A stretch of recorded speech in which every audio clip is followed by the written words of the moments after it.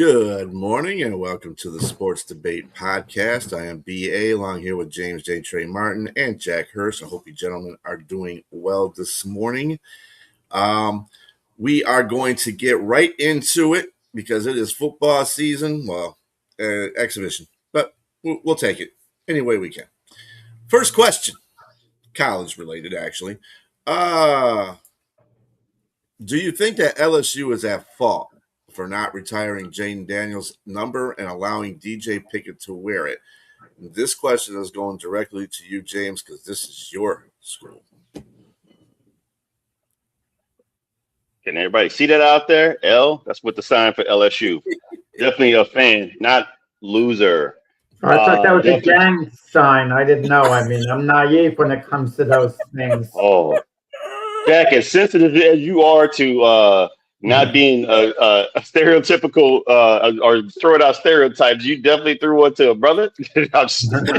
No, I'm naive. I'm just kidding. You know I'm just joking, man. Come on. I'm just joking. With you, Jack. Yeah, for sure. All right. So, look, this is a very trivial, controversial, yet really unnecessary thing that's going on right now with LSU, between LSU and Jayden Daniels. Number 5 was worn by a Heisman Trophy winner, one of 3.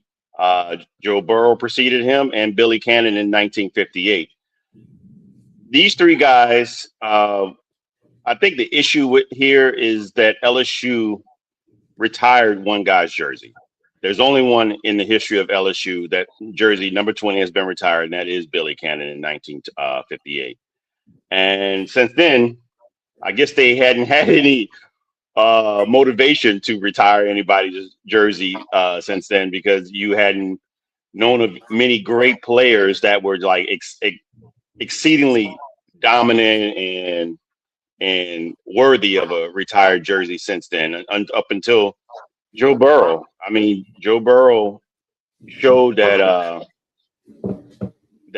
along with the team, that he deserved to have his number retired, but it hasn't been retired. If anyone does not know that, his number is officially not retired. But what Joe Burrow came out recently and said is that LSU told him that no one else would wear that jersey. So, and for FYI, if anybody want to look that up, you can go to USA Today. You can go to New York Times. It's everywhere. It's legit. It's not AI.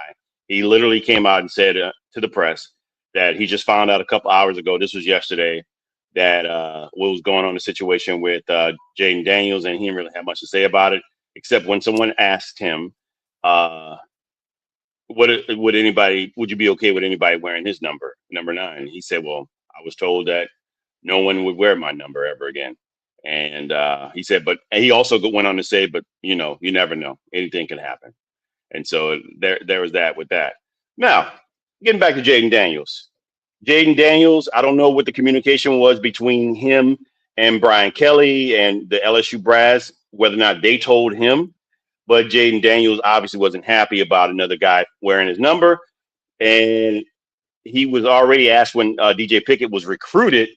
Brian Kelly said he came to Jayden Daniels and asked him if it was okay, and he wasn't okay with that. And so they didn't give the kid the number. They gave him number 3. That's why he wore number 3 his freshman year. Lo and behold, Brian Kelly gets fired. New coach Lane Kiffin comes in, and he asked him again. It contingent upon him being at LSU.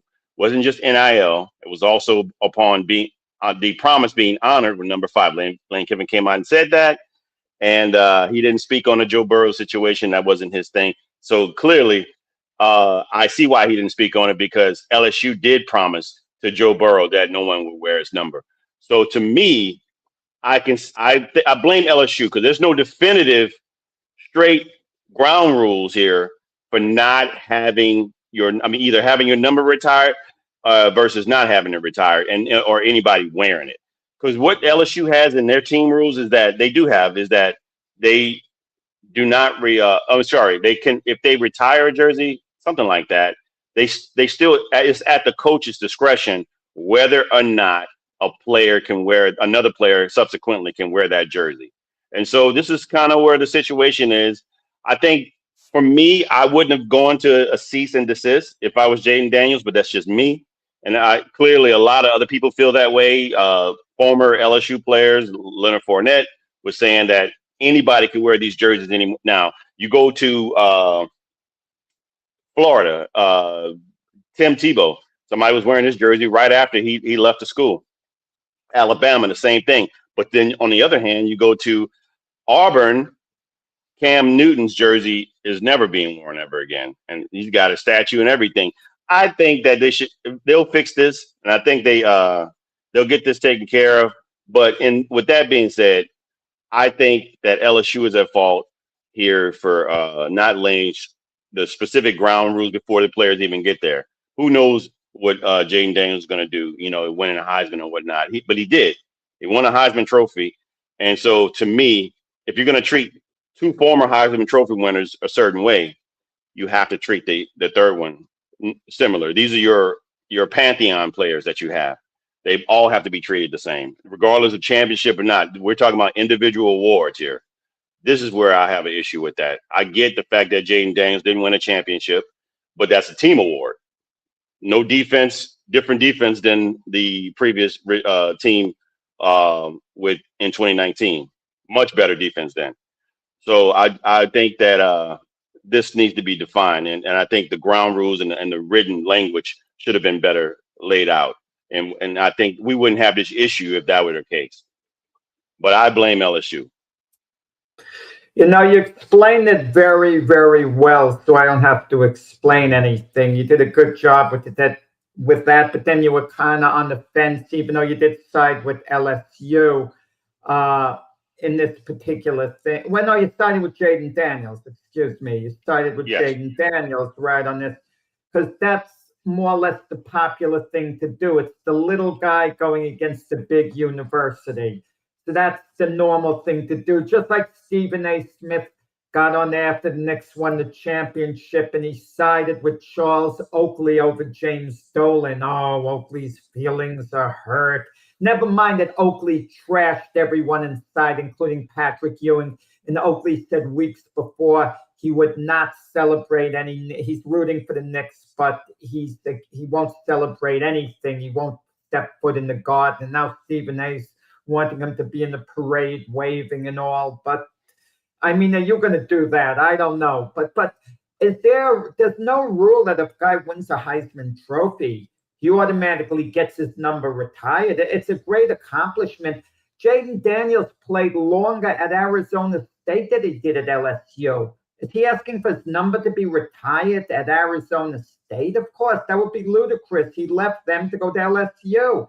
He wasn't a 4-year starter at LSU. He wasn't there a long, long time. They didn't win a national championship the way they did with Joe Burrow. The whole concept about numbers being retired has gotten out of hand in sports. These players are spoiled. They have a feeling of entitlement.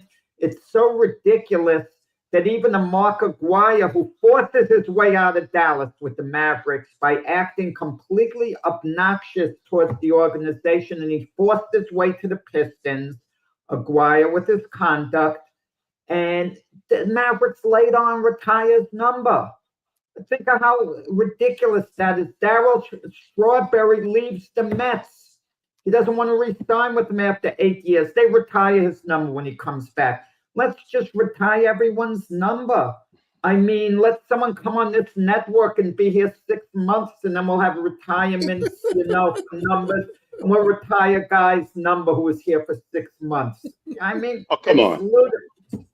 Jack, I just want to intercede there. So you're telling me, because I found out also they were talking about retired numbers, and they were agreeing with you how ludicrous it is, but you're telling me that all the single digits in the New York Yankee history, you would rescind those that have been retired? It's hard to rescind them now. No, I'm just saying, you're not in agreement with that, is all I'm asking. Was Jaden Daniels' number ever officially retired? No, it was not. No. So as long as it's not officially retired, it's in play. Why didn't Okay, as soon as Jaden Daniels went to Washington at some point, shouldn't they have, if they were going to retire his number, shouldn't they have had a ceremony at LSU last year, something at some point to Well, retire his number? for me, I'm think this is why I brought up the issue with Joe Burrow communication when he's saying that he was told whether they didn't retire it officially or not. He did not officially retire, but no one has worn number 9 at LSU since 2019. No one at all. And I don't know if it's been asked, but they told him, he said out of his own mouth that they told him that no one would ever wear number 9. So that being your coach, you're a big LSU fan for the people who don't know. Your coach, Lane Kiffin, would you agree is seedy enough that if you get the greatest high score recruit, he can get him, let's say a quarterback going forward, a 10-star quarterback or whatever, but he insists on wearing Burrow's number, that kid. You mean to tell me Kiffin wouldn't give him the number? Of course. Oh, I know he would. I know he would, of course. It doesn't matter what they say to Joe Burrow. It doesn't mean anything. But that's my thing there. With that a recruit coming in, how would the credibility of the word of the organization be to the player that's coming in, seeing this in the light that you told this player you're going to do this, but afterward you rescind? So that's why I'm saying there should be some ground rules laid at the beginning and stating this is what it is. We should retire numbers if we feel like we're going to do it. Don't be wishy-washy with the situation. You're leaving one name out, James, and everyone's leaving one name out who should be involved. Doesn't the university have a president who should step in and just resolve the matter? Shouldn't the president have more power than the head coach, Lane Kiffin? The president should come in and say to Lane Kiffin, this is the way we're going to do things, and you got to accept it. And if Lane Kiffin tries to push back, tough luck. I'm the president of this university. This is the decision I'm making. This is how we're going to resolve it. If you're going to lose the player over this, then let the player leave the university. This is the way it's going to be because we're doing things the right way. However, the president thinks it's the right way to do it. Well, I'm saying what the ground rules are. It's at the coach's discretion. That's written. That's actually what's written. It's at the coach's discretion. And this is what happened. Lane Kiffin said, I'm not going to let this player, a top 10 recruit, 5-star, walk out the door and go to Daniels. If that's what the rule says, then Kiffin is entitled to do that. Because this is what the words that were communicated is what I'm saying. So when you have someone like Joe Burrow, who's a Heisman Trophy winner, come out and say that he was promised. So I'm saying you can't. I got to fault the school if you're going to be wishy-washy. If you're going to side with one player who's on for all intents and purposes on the same level. I mean, if we want to argue semantics, one had a championship, one didn't. That's not. I would give you specifics and tell you one played 12 games in Jaden Daniels, one played 15 games because people bring out the numbers. They brought out the numbers. Where Joe Burrow had 5,000 yards. He played 15 games. Jaden Daniels had 3,918. He played 12 games. But he also rushed for 1,100 yards. Jaden Daniels had a 12-game career at LSU, you're saying? No. He played 2 years there. He played 2 years there. Yeah. But he played 12 games in his Heisman Trophy game. I just want to make a couple of comments. Sure. One, DJ Pickett's dad was completely out of line criticizing Jaden Daniels. He made his son look bad. He made his son look really bad, by saying, oh, well, Jaden Daniels should give it up, this and that. No one should criticize my son. But then he criticized Jaden Daniels. So it wound up backfiring. He made his own son look bad and selfish by doing that. The dad, not the son. The son's been kind of mum on it, only saying he doesn't want to give up the number. Okay. And fair enough what's unfair is the kid's in the middle of this. The kid's in the middle of this. No, not really in the middle of it. The kid, I'm good with him standing firm, wanting the number. He should. Absolutely. I agree. Whatever he wants to do. The other thing with Jaden Daniels, how I would handle it, stiff way to get back at LSU. Jaden Daniels, moving forward, he might be an NFL star. He certainly was in his rookie season. He wasn't that way in his second year, but he might be a major star going forward. So when they announced the offense, what school you're from, players have done this. Just have your high school announced. Every time I'm pretty sure Daniels high school is announced instead of LSU, or he could announce he's from Arizona State or whatever. That's getting back at LSU. Well, he's already trying because he wants, not only does he want the cease and desist, he actually had his attorney tell them, because they give 2 trophies out. They give one for the player to keep on their own, and they give one for the school. He wants the one from the school rescinded, which is crazy, I'll be honest with you. But he doesn't want that trophy in there. He doesn't want his name and image, because it's going to be like when they show the former pantheon of the players, he's one of the players that they show because he's one of the greatest players in the history of the school. But now they can't do that because he's got to cease and desist. We'll turn it up to Brian in a second. But the funny thing, I always thought about this. Had I been a great player, let's say hypothetically, and they were going to retire my number 1 to 2, I always thought to myself, no, I don't want my number retired. I'm going to enjoy watching someone else wearing it. But give me a choice on who wears my number. I don't want some knucklehead wearing my number. For example, I'm not going to name names amongst players. I was tempted to, but you know what I mean. The players got to be a decent character. That's the way I think, at least. But Brian, what about you? In this case, I kind of gotta agree with LSU. They do have the rules stipulated. Whether it was communicated before Kiffin got there to Jaden Daniels, that was communicated before Kiffin got there. Remember, you said that the coach's discretion about the jersey number. So once Kiffin got in there, I don't care about that. So that was and Jaden Daniels should know that. Now, you're right. Both of you are right about the fact that he should, and he's doing it. He should, because now that they have the whole shared name and likeness with the university, now you can go after him and say, I don't want you to use my likeness. I don't want you to use my name. I don't want you to use none of that stuff. You can have the number, but you ain't using any of that. And why you find it's kind of ridiculous that he wants the trophy back, that's being petty. But anyway, the point of the matter is, I don't blame him. What they did to Burrow was with the old regime, and Burrow's not complaining about getting his jersey retired. It's Jaden Daniels that's coming forward with that kind of stuff. So Jaden Daniels. Hold on, Burrow. He hadn't complained because it hasn't been given. That would be the argument there. It hasn't been given out. So I would beg to differ that, especially if he said he was that means he's okay with his number not being worn. So he didn't come out and say that he's okay with it being worn. I would beg to differ. If it does come out and somebody wears it, he may say something about it. Well, if he says something about it, he can do the same thing Jaden Daniels is doing. You can't. First of all, you can't blame the university. This is a two-way street between the players now since they got the name and likeness situation in their contracts. You can't blame them. There's universities don't retire any numbers. Florida being one of them. They don't retire any numbers. So it's all dependent on what the university wants to do with their players.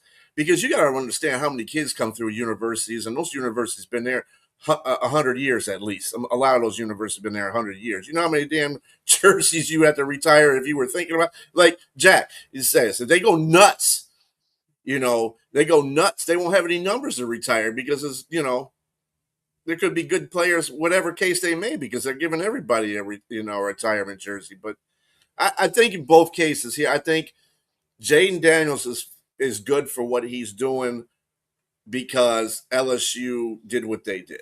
Okay, I'm not faulting LSU. I'm not faulting Jaden Daniels either way. I think this is just a cut down the middle. It is what it is.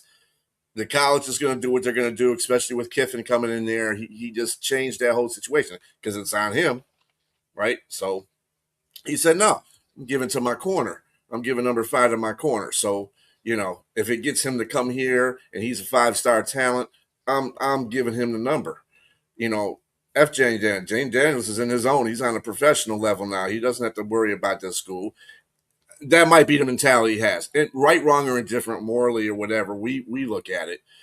It's still LSU's decision versus Jaden Daniels' decision. Jaden Daniels can do everything he can to just kind of erase his name as far as appearance and stuff. That the university just can't use him, period, on anything that they do. Programs, historical things, whatever.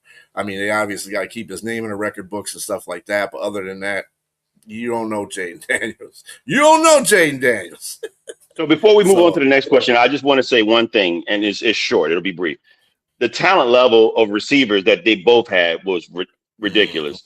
In 2019, Jamar Chase, Justin Jefferson, and Terrace Marshall and Racey McMath all drafted in 2 in the first round or 3 in the first round and 2 whatever. Trey Palmer was there too. He's currently on the Saints roster. And for 2023, Jaden Daniels had Malik Neighbors, Brian Thomas Jr., and Kyron Lacy. Rest in peace, Kyron Lacy and Chris Hilton. But man, both guys had superior receivers on both their teams. So big school. Shout out to both. Mm-hmm. Big school stuff. Anything else there, Jack? No, that's pretty much it. Okay. Next question. We know that Russell Westbrook will be inducted to the Hall of Fame someday, but is he one of the greatest players in NBA history? Go ahead, Jack. I'm not sure how to answer. Should I play devil's advocate or not? And as I'm talking to you, I'm still not sure which way to go. Not that I'm on the fence, because it's pretty clear. Absolutely he isn't. I mean, I'm going to leave it up to James to make the other argument, because James is predominantly, if not completely 100% a stat guy. So I'm going to let James take out his stats and try to make a case. And James might win a case like this in court. He might win a case in front of a jury later on, a jury that doesn't know basketball, but they'll look at the stats. And they'll get that impression. No way was what Russell Westbrook close to being an all-time great. I mean, the triple-double is a very overrated stat. You could play, 42 minutes a game? You got to get 10 points, and, you get your rebound or whatever. It's Russell Westbrook was great in little spurts. In spurts, he could give you energy for a few minutes and be great for a few minutes here and there. Case in point, when he was with OKC, I mean, they went to the finals. It was basically Kevin Durant, but at that time, we weren't sure who was the better player, Durant or Westbrook. It took Durant to leave OKC for us to see that he was clearly a better player than Russell Westbrook. And wherever Westbrook is joining Golden State, sure, that proved him very great. Joining Golden State, but he had a bad break with the Nets, Durant. He had Harden and Irving out. I think they would have won the NBA championship instead of Milwaukee. The one with his foot on the line. Russell Westbrook's not one of the greatest of all time. Elizabeth, get out of here. He's not. No way. I mean, are you going to even put Russell Westbrook in the class of Magic Johnson and Larry Bird? He's not even close. Isaiah Thomas is much, clearly better than Russell Westbrook. Steph Curry is clearly better. On and on and on. And look at all the teams he's kicked around with. He went to the Lakers with LeBron. No one is better at rehabilitating another player than LeBron James. No one's better. And he couldn't do anything with Russell Westbrook. The Lakers had to move on from him. He's been going all over the place. Is he a great talent? If you talk about pure talent, yeah, but that doesn't translate into skill on the court. I mean, he's a bundle of energy, Russell Westbrook. You can argue he's one of the more entertaining players to watch. I think he was Bronny James's idol, even because of the way he plays the game with passion and energy. He gives you 100% out there. I give him his due. if I get it voted on the Hall of Fame, which I'm not with the NBA, but if I did, I would check his name off when, he becomes eligible. I mean, I'll give him his due as a Hall of Famer, but as an all-time great player, I can go player after player, guys. I could, off the top of my head, I could tell you now, I might go 100 players before I go to Russell Westbrook. I'm certainly going to check off guys like Elijah One, Charles Barkley, I'm going to put ahead of him. And there's so many. Jalen Brunson, I'll put ahead of him. I mean, Anthony Edwards, I'll put ahead of him. I mean, Russell Westbrook, big name, great energy, he gives you 100% out there. I'm a fan in that regard. He'll spill his guts on the court, but he's just not a great, doesn't come close to being an all-time great. So you said I'm going to bring stats to you. Well, since we're in a debate, I'm going to come to you like we're in an actual duel, like they did in the old days, and slap you in the face on both sides with the the glove. Yes, pull out the glove and just slap you on both sides of the face, because that was just asinine what you just said about disrespecting that guy like that, man. So when they played together, they were drafted by well, not the Seattle Seahawks. Kevin Durant was the Seattle Seahawk, but he wasn't, because I think the same year they moved to OKC. And he was drafted by the same team. Those guys, Kevin Durant and James Harden were a big three, and they were organically there in that team. So it worked out for that team. They got as far as they could with a championship. Obviously, James Harden left. It was just those two. They blew it. I don't know if these guys liked each other. I don't think they really did. Well, the trade, excuse me. Well, left, traded, yes. But he wasn't. He didn't leave as a free agent. He was traded. Right. He wasn't. Yes, exactly. Supersonics. He was not the guy there. He became the guy in Houston. So, and you have left Kevin Durant and Russell Westbrook, both are phenomenal players. I just don't know if they played well enough together, but they played well enough to get to a Western Conference Finals, go up against and challenge the best, arguably one of the best teams in the history of basketball, having a 73-9 record. They went up 3-1. They just happened to blow it. And would you blame Russell Westbrook or Kevin Durant? That's another debate in that situation. Or would you give more credit to the team that had the highest record and being able to come back? So, but that being said, Russell Westbrook, man, once Kevin Durant left, you saw who he was fully on display, because he really had nobody there. So to dismiss his 42 triple doubles. You got Paul George joined them, OKC.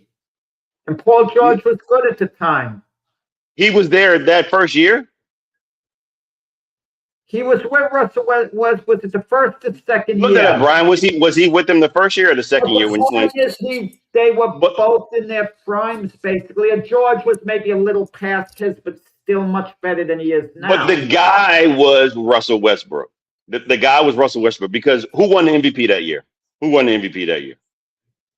I'll ask you, Jack. Who won that MVP? Which year we're talking about? The year that Kevin Durant left. Who won in 2017, 2018? Russell Westbrook put up 2016, stats. I could point to a lot of MVP winners who are not all-time great players. We can go down the list of guys who won the award. My God. Are you kidding me? How do you call somebody that has 209 all-time triple doubles, far exceeding anybody? And he does a lot. He did a lot of that in garbage time. Come on, man! His MVP. He was a two-time scoring leader. One of those years he was. His teams didn't win. He rarely elevated a team. He brought them to the playoffs when he won MVP. They had a significant loss with Durant. They had I don't care what you say. They lost their best player on the team. But Russell Westbrook became the best player on that team. If he was an all-time great player, they would have closed out Golden State when they had Durant. Okay, that's just not on him. It's on Durant too. It's just on him. But he went other places. He went to Houston. He joined Harden there. They didn't win. He's kicked around all these teams, the Washington Wizards, the Lakers. He joined LeBron and Anthony Davis, and they moved. That was a bad fit. That was a bad fit because him and LeBron did the same job. That was a bad fit for anyone. LeBron, but yes, LeBron he is. LeBron can't work with it. Anyone. Pete players have to defer to LeBron. Let's get that out. LeBron will defer now. He defers now. When LeBron was in his prime, come on. No, he did not. LeBron was the guy, no matter where team he was on, except now or later. Well, I don't know about garbage time. I mean, but a number of them won garbage time. Come on. So let's forget the 209. Beating Oscar Robertson's record in 2016, 2017. Was that garbage time when he won MVP? Was that garbage time when he had 42? He broke the record. He broke the record. He became MVP. He was an outstanding player. I'm not disputing that at all. Oscar, the difference between him, you mentioned Oscar Robertson. Oscar Robertson is an all-time great player. Russell Westbrook is not. That's the difference. So when Oscar Robertson had his record, who was he playing with? He played with guys like Jack Twyman. Stop right there. Stop right there. I'm talking. I don't mean the trash guys. I mean the best guy he played with. The best guy he played with, and he was past his peak, was Bob Cousy, I guess. Lou Alcindor? He didn't play with him? He played with Milwaukee. But come on now, yes. That's when the Big O did not. If you look it up, and I don't know this for fact, but I'm just saying from what I remember, the Big O did not compile his stats when he played with Kareem Abdul-Jabbar Milwaukee, because the Big O was past his peak then. He wasn't the same player he was when he played for the Cincinnati Royals. So he didn't, and if you're going to hold that against Oscar, why don't we hold it against Magic Johnson? He played with Kareem. I didn't even bring Magic up. And we want to talk about some of the lowest point stats for the triple-double. Magic Johnson is definitely one of those guys. I'm not saying that Magic wasn't great, but he had a stacked team. He definitely had a stacked team. He did have a stacked team. You could make that argument. Absolutely. But I didn't. That's why I didn't bring Magic up. But I just, because I love Magic Johnson. I think he's still one of the greatest players. I mean, we talk about the game that he played in the championship in the early '80s when Kareem couldn't play. He had a big 45 points. So he can do it. So I wouldn't even bring him up. But I'm just saying, this guy, 27,000 points, 10,000 assists, and 9,000 rebounds. I mean, 9-time All-Star, 9-time All-NBA. You said I would slap you in the face on what? You said you were going to allow me to slap you in the face with the stats. I'm going to give it to you. All right. 2-time scoring champ, 3-time NBA assist leader, and all-time triple-double leader in 209. Whether you think that garbage points and not garbage time, he still has the record. It is what it is. And so, and this is all from a guy that's 6'3", 6'4", that can elevate above anybody when he wanted to. And like you said, he played with a reckless abandon. And so for me, just that alone too, and I put him as one of the all-time greats. A lot of these all-time great guys didn't win championships. I mean, Charles Barkley is one of them. I mean, a lot of guys that were in the Michael Jordan, even when Michael Jordan was by himself early on and he was the scoring leader and MVP, he wasn't getting anywhere. Not until the emergence of a organically drafted player and Scottie Pippen and Horace Grant and Michael Jordan got better and better, continued, until they got past some of these other guys. And teams were getting older too. Those great teams were getting older. That a lot of people don't mention that the Lakers, that the Boston Celtics and Detroit were getting older.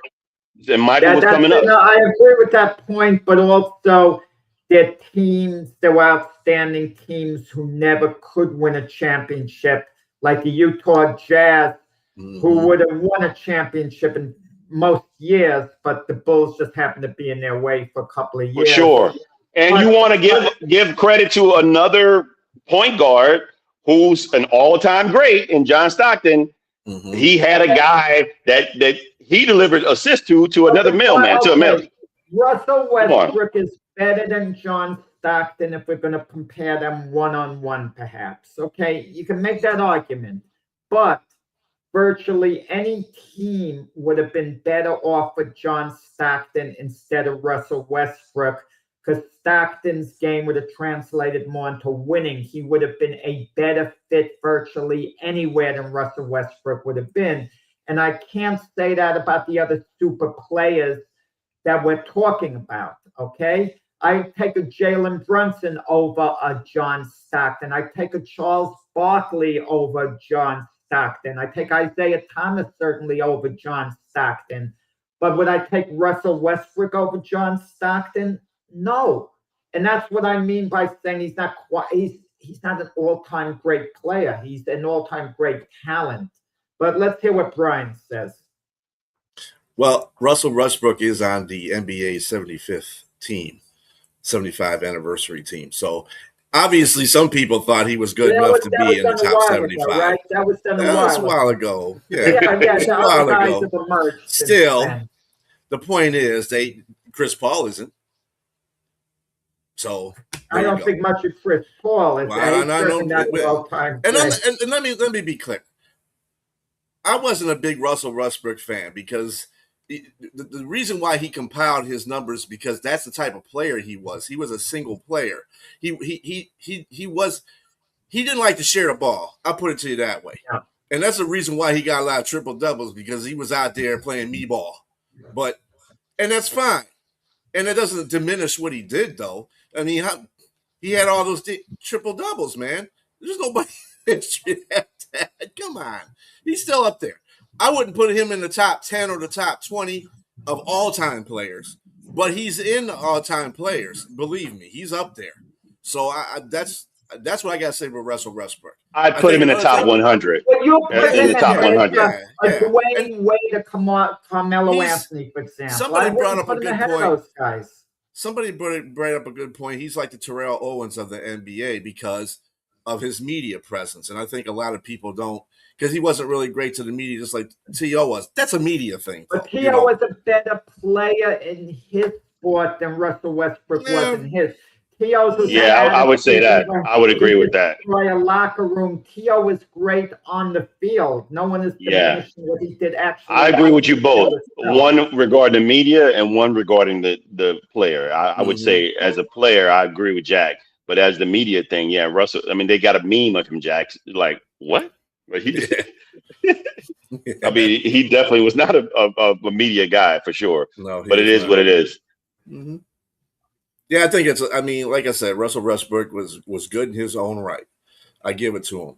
A dude can't do all that. I mean, even though he was playing a little bit of me ball, but he still put up points. He did what he had to do to get the team where it needed to get to, even though he was being selfish. That's the point. And at the end of this argument is something when you mention me ball. How many other players can we think of who we say play me ball? Now, maybe Carmelo Anthony, who I mentioned a little while ago. But they're not many. There are not many players who we think play me ball, or the few that play me ball should play me ball. Michael Jordan should play me ball. We want them to play me ball, and if they don't, we scold them to play me ball. Okay, Kobe. But those guys had to play me ball, but they had to learn to adjust and allow for players to win. They had to adjust to win. Because they want to win. Yeah, that was the point with both Kobe and Jordan. They were me ball players until they realized I could play and score 60 to 70 points a game, but if we keep losing, I'm just wearing myself out for no reason at all. I want to win championships, and that was the difference between Jordan and Kobe and Russell Westbrook. Russell Westbrook was he didn't. I don't think I mean, in a player's mind, you would think that they care about winning championships, and like I said, they were on a cusp of one. But they played a better team at the end. And the difference between Jordan and Kobe, if you're out there, George started off as the best player on his team. Kobe was not. There was a question of whether or not Kobe was the best player on his team because of a big guy named Shaq that was MVP while on Kobe's watch. So that being said, and the reason why one wanted to go and leave, which is Kobe, wanted to get himself out of LA. and the other wanted to stay, but he was the one. You know, they knew the younger guy was the future. So Yeah. All righty. All right. Go to a next NBA question. Let's see here. Was the NBA being disrespectful to the Knicks by arranging for them to play the 76ers on opening night at Madison Square Gardens when they were scheduled to be presented with the championship rings? I'm going to go back to Jack on this one because I know he has a reason for this question. Oh yeah, they were. The league was. I mean, this is the next night of glory. But what is the big story going to be when the Knicks are getting their rings? It's going to be LeBron James' debut with the 76ers. That's going to be the big story. So what should be the big story of celebrating the Knicks championship, it's not going to be. Everyone is going to be put on high alert. Oh, we got to win this game. We got to show LeBron. The moment LeBron hits the court, that's what everyone's going to be waiting to see. They're not going to be waiting to see the Knicks come on the court and get their rings. I just don't like the narrative. I mean, the Sixers are coming to Madison Square Garden with LeBron. That's going to dwarf everything else. And this should be the Knicks' night to celebrate. They could have put it off, for example, until the Boston Celtics came to MSG. They could have done the ring ceremony then because Mitch Robinson would be returning. That would have been fine. You know, it's if they wanted to do the 76ers in the next opening night, the NBA should have arranged something with the Knicks. They get their ring in a couple of games later. There'd be a special night called ring ceremony or whatever. But to combine it with LeBron coming to Madison Square Garden as a member of the Sixers, it's going to be a circus.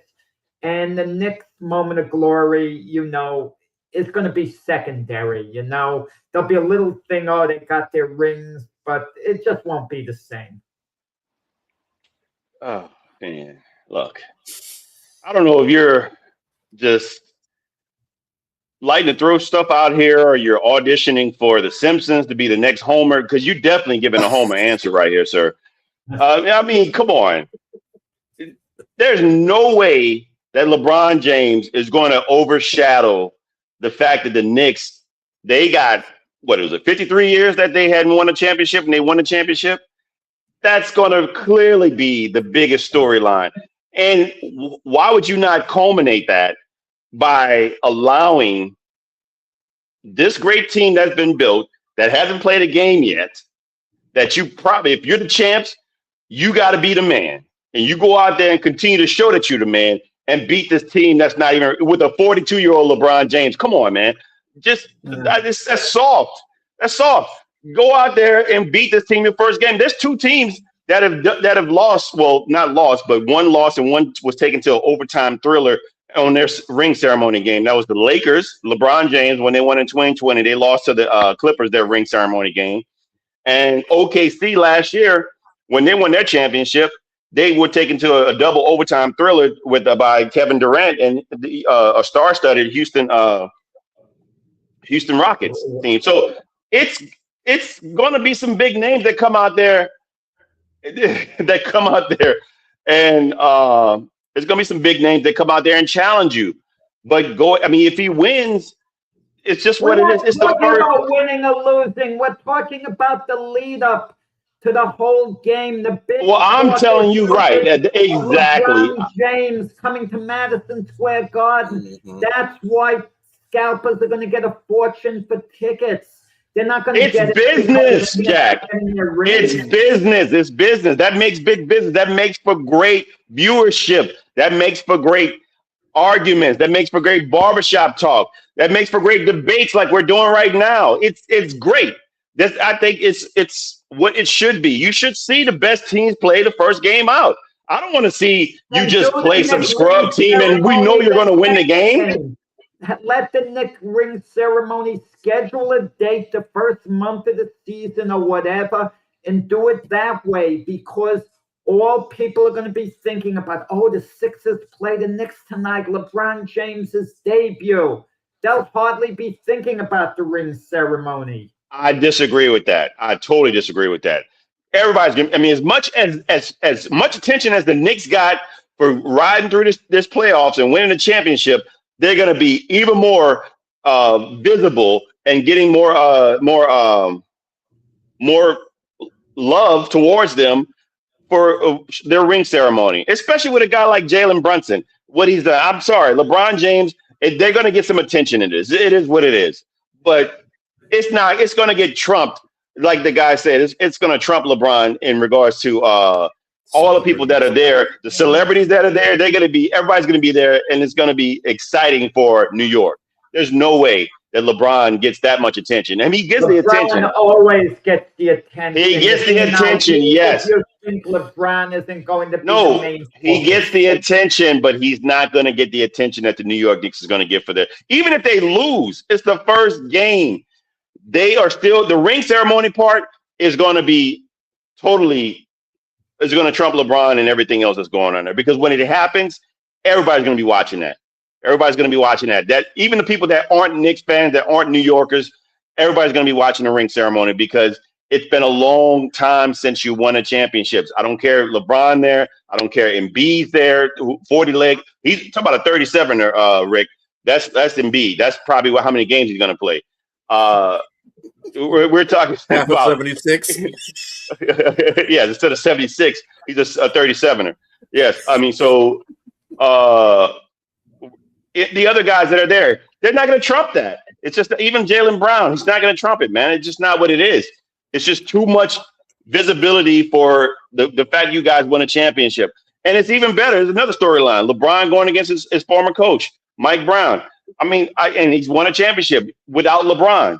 So it's just a lot of great things there in favor of New York. So I think, and I mean, again, you're talking about a guy that's 42. I don't care how much press he gets. He's still 42. He's get a lot of press for negative stuff too. So I mean, I don't think it's good. I think you pull your panties out, man. Pull your drawers out, Jack, because it's allow. Okay, now I got to reveal the secret. People couldn't see your hands to the end. And when Brian would nod his head, that's not really Brian. That's like a puppet, and with the string, you're pulling it with your oh my hand, goodness! And your head is going like this. Okay, I got to give away the secret. That's how we. Okay, go ahead and talk, Brian. Go ahead and talk, Brian. Yeah, I absolutely. Yeah. Well, whatever, Jack, because I absolutely agree with James on this one. Because first of all, you got all these celebrities there. I think the main storyline is Spike Lee going to get a ring.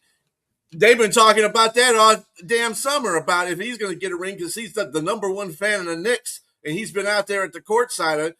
You got to remember, LeBron. Through all their losing times. If LeBron was in his prime on his team, whether celebrity should get a ring. Yeah. Okay. But the point I'm trying to make is that that's going to be getting more featured than LeBron being there, because LeBron is 42. Okay, he's on a 76er team that they built to win a championship, but they haven't, like James said, they ain't played a game yet. And to be the best, you got to beat the best. And who's the best? The Knicks. And all the fans that are going to be there, come on, Jack. You can't even believe that. The 76ers got to come from Philadelphia. I don't even know if they're going to find seats in that building, because it's a ring celebration. They don't care about they don't really care about the. I mean, they care about the Knicks and the Philadelphia 76ers care about the game because it's a game in a regular season. But at the same time, nobody else cares about that. They want to see the rings. And all them celebrities there want to see the rings, especially Spike Lee. And then you got all the fans. You know, New York is the populace of the United States, basically. So you got all them fans looking at the New York Knicks. And then not to mention the TV viewership that's going to happen. The people that are hating on the Knicks and the people that are hating on the 76ers are all going to be watching this too. So it's not. No, I don't think it's. I think it was a good move by the NBA to have this game. Yeah, me too. But what I will give you, Jack, I will give you this: if New York comes out and they lay an egg, if they get blown about 20 or 30 points. Then I will give you some credit. But I almost 100%, I would say 99.9% guarantee that's not going to happen. If they lose a close game or if they lose by 10 points, I don't have any problem with that. I still think all the media attention is going to go towards New York. It's going to go towards New York.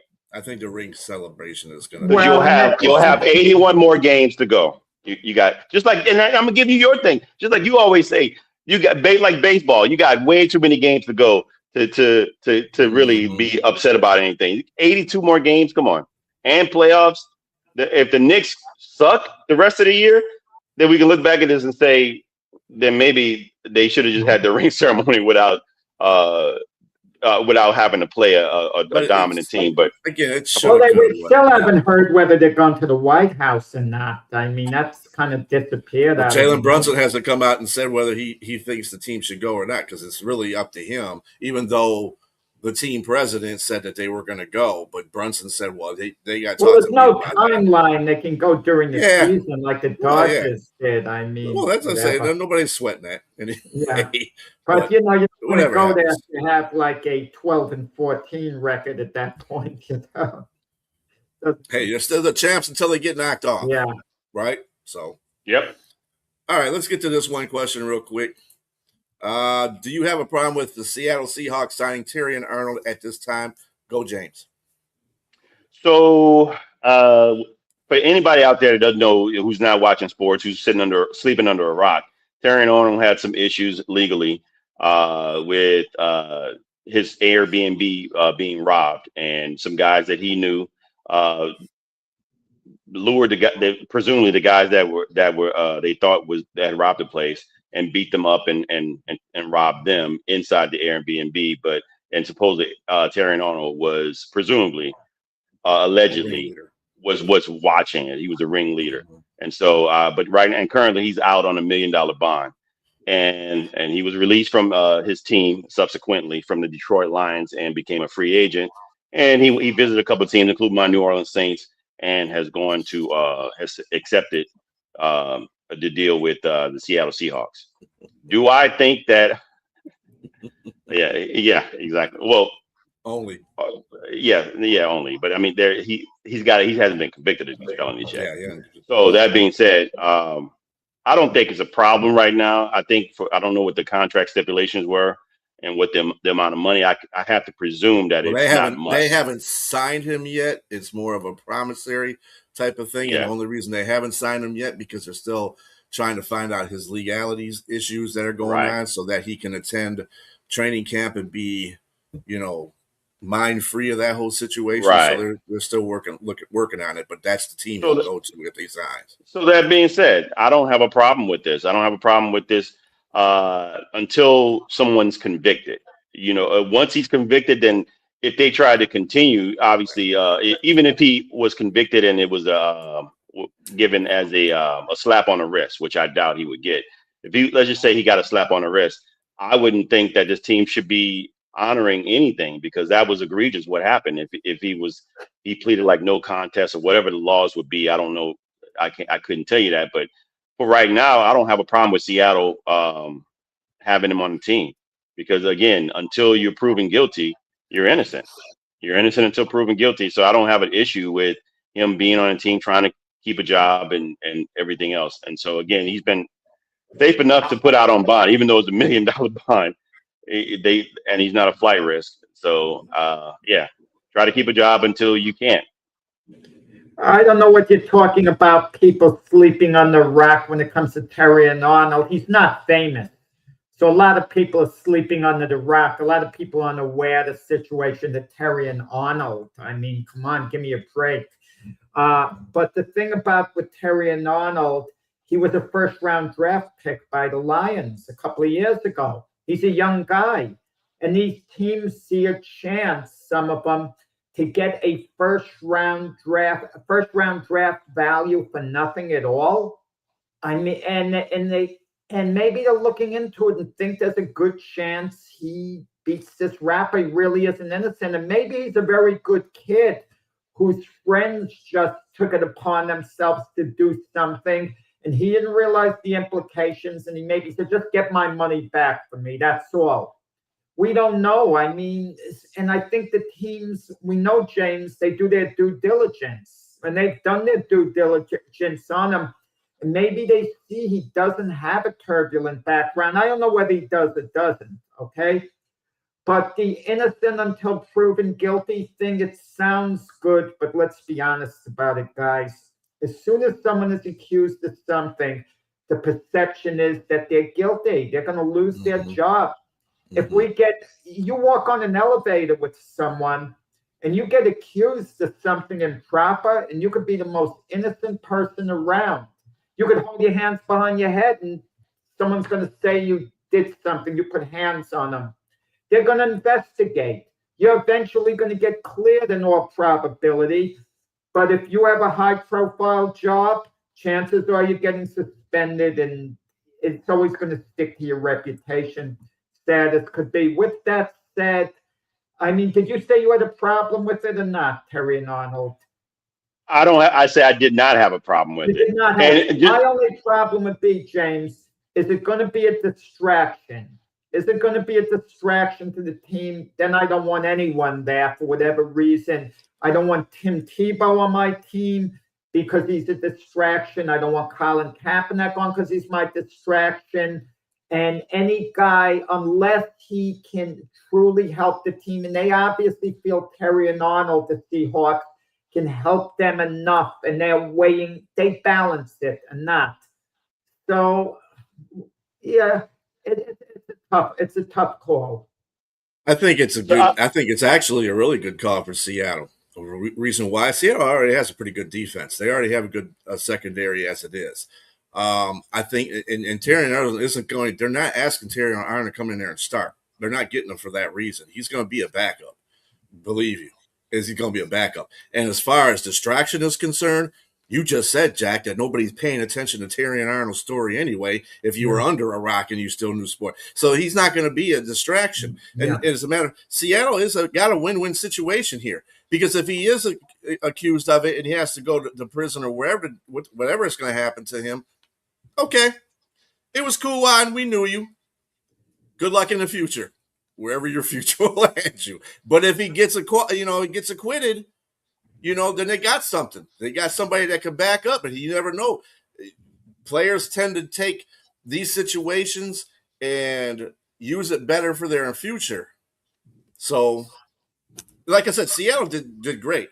The Jets couldn't afford to do that because then they had to put him at a starting. They had no really good corners. I mean, there's a lot of teams out there that don't have really good secondaries like Seattle does, so they can't really take that chance because if they make him a starter, even if he's a nickel, he's still going to be. If he gets put in prison, what happens? They got a space on their roster they can't fill. So Seattle did a good job. I thought they did an excellent job in that. And the Lions, letting them go, that's a question whether they should or shouldn't have. That's kind of what you were saying earlier in regards to like how things are perceived. And so sometimes teams don't want to deal with the things that they just rather because they lost. And let's just say this: if he was a number one draft, I mean, he was a draft pick for them, number one draft pick for them, and he played to the potential, he'd still be playing for the Lions right now. Mm-hmm. I think that's part of it. That's the other thing. Yeah, that's part of it too. Yeah. But the Lions are always quick to get rid of people if they feel it's going to be a distraction. It would have been a distraction on our team because he's a fixture as a corner here. So that's a difference. The Seattle wouldn't be because he's not a fixture there, and then he can be taken off the team, and then still won't be any dent left on their defense. So I think, like I said, Seattle did a good job. Anyway, that is it for the Sports Debate Podcast. I hope everybody enjoyed it. Thank you for the comments in the comment section there.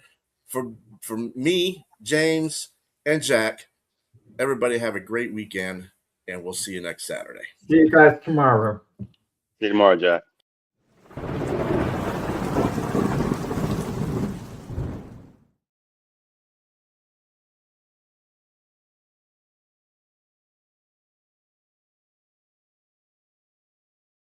Get that money, get that pain, like them colors, get your head in the cave. Get that money, get that pain, like them colors, get your head in the